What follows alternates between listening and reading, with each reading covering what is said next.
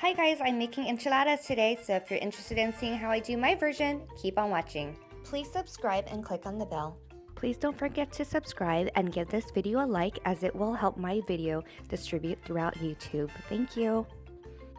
Start off by boiling your chicken. I like to use bone-in chicken thighs because it has more flavor. Add your onion, garlic, bay leaf, salt, and pepper.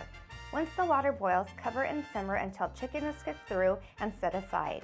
We are going to use the same broth to cook the tomatillos. Add your serranos and jalapenos. Also add onion and garlic. You will cook this until the tomatillo is fork tender. Before adding the chilies to the blender, discard the stem. Add the tomatillos, chilies, and some of the broth to the blender and blend. Next, add your cilantro and crema. You're going to blend this until smooth. Don't forget to taste for seasoning. I like to use chicken bouillon to season. For your chicken, season with seasoned salt, pepper, garlic powder, and Cotija cheese. In a saucepan, heat oil and warm up your enchilada sauce. Lightly fry your tortilla in oil, about 5 seconds per side. Once you see small bubbles form, you can take it out and drain it on paper towel. In a baking dish, generously add the sauce.